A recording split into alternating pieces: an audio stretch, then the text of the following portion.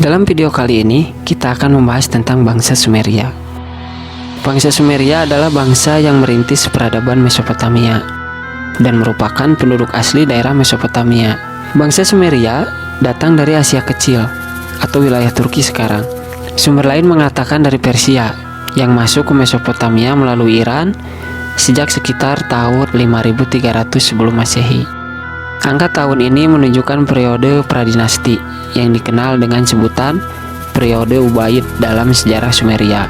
Sejak periode Uruk dan periode Jemdet Nasr, bangsa Sumeria sudah mengenal dan mengembangkan tulisan cuneiform. Pada periode Jemdet Nasr ini, bangsa Sumeria sudah mulai mengenal pemerintahan semi kerajaan. Ubaid, Uruk, dan Jemdet Nasr adalah nama kota dan situs di Irak sekarang. Tempat ini ditemukan hasil-hasil budaya peninggalan bangsa Sumeria dan menjadi bukti bahwa bangsa Sumeria sudah mendiami Mesopotamia. Dari hasil-hasil temuan itu, para ahli umumnya menyebut tahun 3500 sebelum Masehi sebagai awal dari peradaban Sumeria.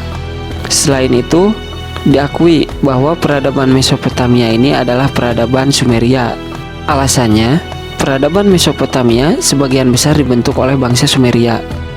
Bangsa-bangsa lain yang datang sesudahnya hanya meneruskan dan memperkaya peradaban yang telah dibentuk oleh bangsa Sumeria. Berdasarkan temuan dan hasil penelitian arkeologis, bangsa Sumeria pertama kali mendiami wilayah Ubaid atau Al-Ubadi, wilayah Irak sekarang, sehingga disebut periode Ubaid antara tahun 5300 sampai 4000 sebelum Masehi. Inilah masa prasejarah Mesopotamia. Pada masa ini bangsa Sumeria tinggal dalam pemukiman-pemukiman besar serta menguasai beberapa keterampilan, seperti membangun jaringan-jaringan kanal yang luas untuk mendukung kegiatan pertanian, membuat bangunan atau rumah dari bata lumpur berbentuk 4 persegi panjang, menyamak kulit, membuat tembikar warna-warni, membuat sabit dari tanah liat yang dibakar dengan api yang sangat panas. Pada akhir periode ini, mereka sudah dapat membuat roda dari tanah liat. Kendati sebagian besar bertani, penduduk Sumeria juga beternak dan menjadi nelayan.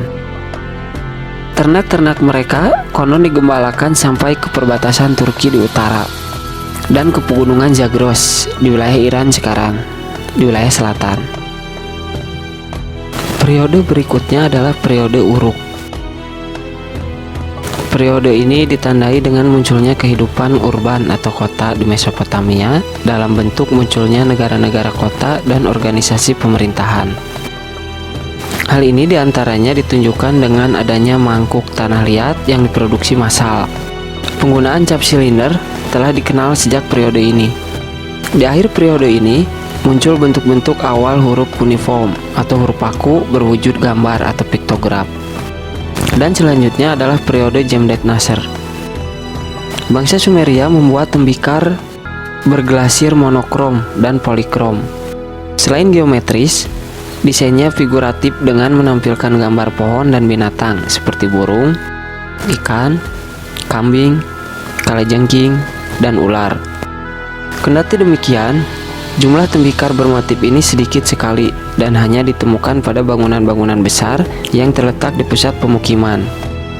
Hal ini menunjukkan tembikar-tembikar jenis ini kemungkinan besar hanya dimiliki oleh orang-orang yang berstatus tinggi. Huruf-huruf cuneiform semakin berbentuk dan mengalami sejumlah perubahan penting.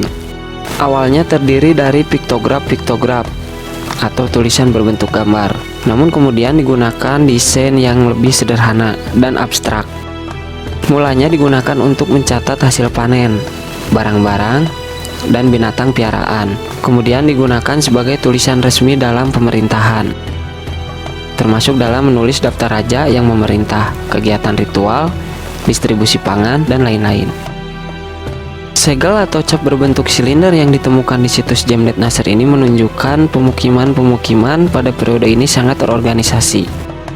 Diperkirakan telah terbentuk semacam pemerintahan pusat yang mengatur semua aspek kehidupan ekonomi, dari bidang kerajinan, pertanian, sampai perhitungan hasil panen.